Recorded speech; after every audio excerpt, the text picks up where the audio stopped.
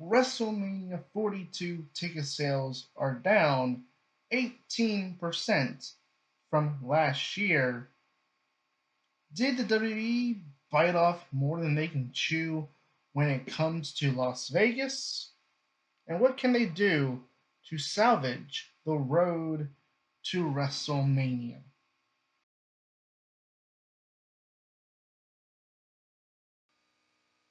Ladies and gentlemen, welcome to Ringside Cinema. I am Money Mike, and today we're going to get talking about the WrestleMania 42 ticket sales that are down 18% from last year. We're talking about why and what the WWE can do to salvage the road to WrestleMania from a ticket and fan standpoint. You know, when we look back to last year's WrestleMania, and I was one of those fans that went to WrestleMania last year, you know, it was a great time. I really had a fun time in Vegas for WrestleMania. I'm going back this year, but I haven't bought my ticket yet. And partially because I know from last year, the tickets prices started to go down closer to the event. And I think people really, they weren't really invested into the card from a creative standpoint. Obviously, you had John Cena's final WrestleMania, him chasing number 17, getting the record. That was the big draw. And I feel like the WWE saw the numbers, how much money they made. Las Vegas saw how much money and how much tourism the WWE brought into Las Vegas. And I think both of them overreacted to the fact that people wanted to see John Cena get the record. They wanted to see John Cena versus Cody Rhodes. And they wanted to see John Cena's final WrestleMania appearance. Now, when we look at 2026, what does the WWE have to bring in the fans to WrestleMania this year when you don't have a John Cena on a farewell tour? Because I want to bring up here WrestleTix on Twitter, WrestleMania Sunday. This was an update after Roman Reigns announced that he was going to face CM Punk for the World Heavyweight title in the main event of WrestleMania. Now, as we know, the live crowd versus the internet, the IWC, the distinction between the two has never been so big as it is now in today's world. Because usually the IWC, the live crowds, are usually on the same page when it comes to what they don't like, what they like. Let's go back to WrestleMania 40. We saw the whole "We want Cody." Yeah, that started kind of on the internet. That then trickled down to the live crowds to the point where it was taking over promos. The Rock was getting booed because people did not want to see Cody lose his WrestleMania spot. They wanted Cody to finish the story. And that goes back to even Daniel Bryan in 2014, where the fans and the online community were in sync with the Yes movement. And now we're at what, 2025, 2026. There's a greater disparity between the internet and the live crowds. You go to the live crowd, the live audiences, they love Jey Uso. They absolutely love to yeet. They love Jey. But when you go online, you see there's a little bit of a hatred for Jey Uso, which is kind of funny because it was an online crowd when Jey Uso wasn't given the opportunity to win a world title. The online crowd was basically Why isn't Jey Uso getting a world title shot? And nothing against Jey Uso or Gunther, but let's be real here. The World Heavyweight Championship is getting a major upgrade this year at WrestleMania. You compare it to the last 2 years where it's been the show opener, now it's the main event of night two with two of the biggest stars in WWE vying for this championship. That's huge. As huge as you're going to get. And clearly, when you look at that chart that I showed, ticket sales instantly went up after this announcement. And I fully expect more ticket sales to go up as we do get closer to WrestleMania and more matches do get announced. That does lead the question, what does the WWE have to do to boost the ticket sales? Clearly, right now, they're, from what I was reading, they're about 10,000 or so behind from where they were last year, in which I want to go back to John Cena because John Cena, his final WrestleMania, you had the heel turn. You know, Area Manuel TKO got concerned about the low ticket sales at the Elimination Chamber last year. Hint, hint, WWE. I don't know if you're still not getting it, but you may want to lower your ticket prices. But they panicked, brought The Rock in, did the whole he wants Cody's soul storyline. That led to John Cena's heel turn, and there was a lot of intrigue. Now, obviously, the heel turn did not plan out.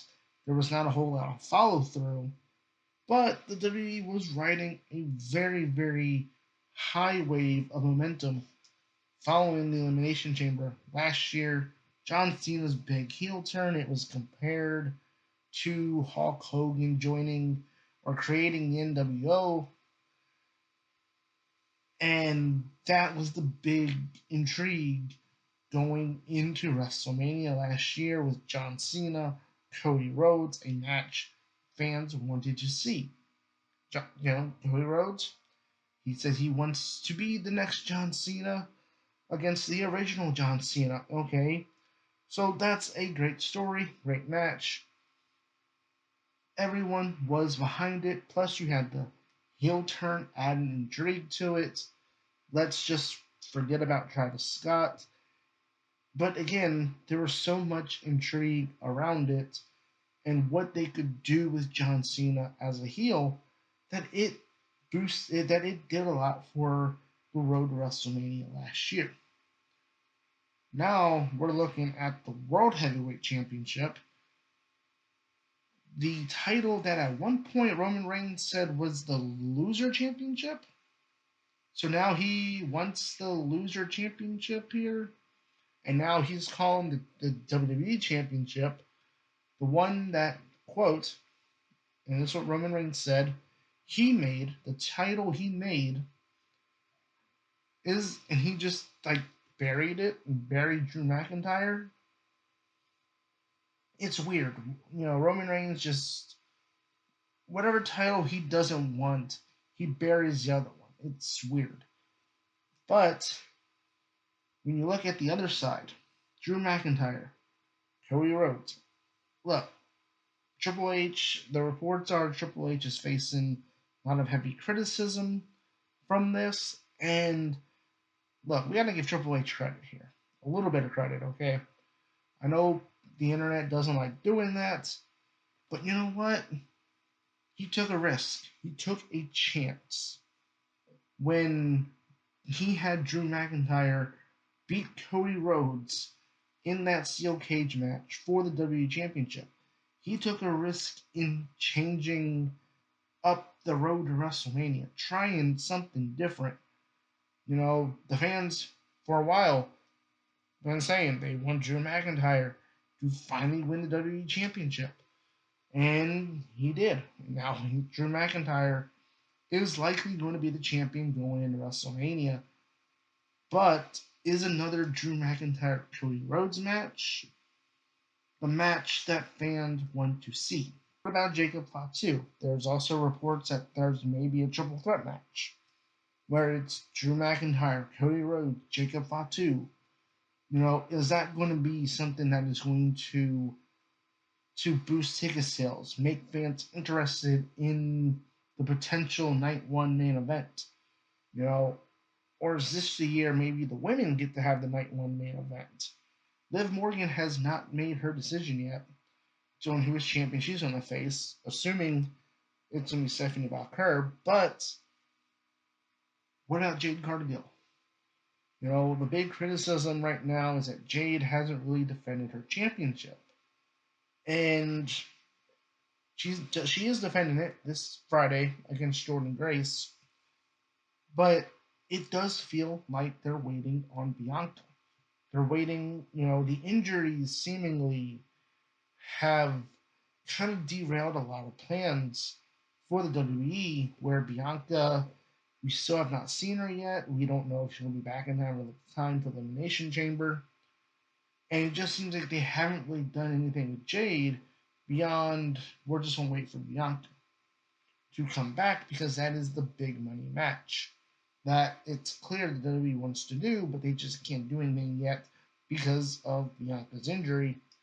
And then you look at Braun Breaker. I talked about this yesterday on the channel. Check that out here. Talked about his injury requiring surgery. He may be out. The vision as a whole just completely fell apart, and Seth Rollins got injured. So this whole road to WrestleMania has been decimated by injuries. And now Chelsea Green has a broken ankle. She might be missing WrestleMania. There's a lot of injuries that are piling up now for the WWE that are out of their control. Again, right now we only have one confirmed match with Roman Reigns, CM Punk. Where else are you going to get your big draws? Because right now, injuries are killing the WWE right now. I talked about Braun Breaker yesterday.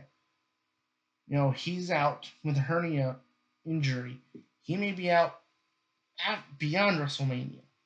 Where does that leave Seth Rollins? If Seth Rollins was supposed to come back and face Braun Breaker, Seth Rollins, he's injured. There was reports that Seth may not have been back in time for WrestleMania. So there's a lot of things at play that are out of the WWE's control when it does come to injuries. Bianca Belair still has not returned from her finger injury from last year. So there are some things out of control where we are missing some star power because of injuries. But from a creative standpoint, does anyone have any excitement for WrestleMania when you look at the rest of the card? Okay, what does Gunther do? Because he's been on this run, retiring legends. Who does he face at WrestleMania? They announced Brock Lesnar for Raw next week in Atlanta, just out of the blue. So I don't know if they weren't selling tickets very well down there in Atlanta or not, but obviously bringing in Brock Lesnar on an episode of Raw, and it's before the Elimination Chamber, safe to assume ticket sales probably are playing a role into that. Is Brock going to be a part of the Elimination Chamber? That's going to be interesting to see. But I do wonder, would the WWE be having issues with ticket sales if they had stayed in New Orleans? Because you gotta remember, tickets in WrestleMania 42 was supposed to have been in New Orleans. And they moved away from it because, again, Vegas saw the numbers that we brought in, the money. They said, hey, we want you to come back. And WWE said, hey, look at how much money we made. And again, they overreacted to kind of everyone wanting to see John Cena wrestle his final match at WrestleMania and break the record, that now you're going back to Vegas but you don't have John Cena's final match. You don't have him breaking the record. Everything that was there from a story perspective that made everything intriguing. So I get it. Triple H is trying some new things. A title change here or there. Maybe you have Jordan Grace beat Jade Cargill on SmackDown this Friday just to shake things up. Just to keep trying different things to see what sticks. What is going to be what the fans want to see. What's going to boost ticket sales. Because it's just one of those things where from a creative standpoint, the WWE has been kind of in a downward slope, so to speak, for the last year or so. And you really have to wonder, is TKO Area Manual about to break that glass and bring The Rock back in order to boost ticket sales for WrestleMania? Maybe Elimination Chamber. I don't know what the ticket sales are like for Elimination Chamber, but I would imagine you don't really need to do much there because you have CM Punk, AJ Lee on the card at the Elimination Chamber. So you don't really need The Rock there. They brought him in last year to Toronto, but would they bring The Rock back after Elimination Chamber to try to salvage anything in terms of ticket sales? Stone Cold Steve Austin. Are they going to announce John Cena to be inducted into the Hall of Fame as the headliner? What big thing are they going to try to pull out of their sleeve to save the WrestleMania ticket sales? What other matches, storylines can they do in the build up to WrestleMania? Let me know in the comments below. Do you think that the ticket sales are down because high ticket prices, bad creative, a combination of both, going back to Las Vegas? Let me know in the comments below. And as always, make sure you do hit that like and subscribe button, as I do produce weekly wrestling content here on this channel. And again, like I said, I will be going to WrestleMania. So that means I will be filming on location in Las Vegas, and I plan on doing a lot more than I did last year. So you definitely don't want to miss that. I've been your host, Money Mike, and you've been watching Ringside Cinema.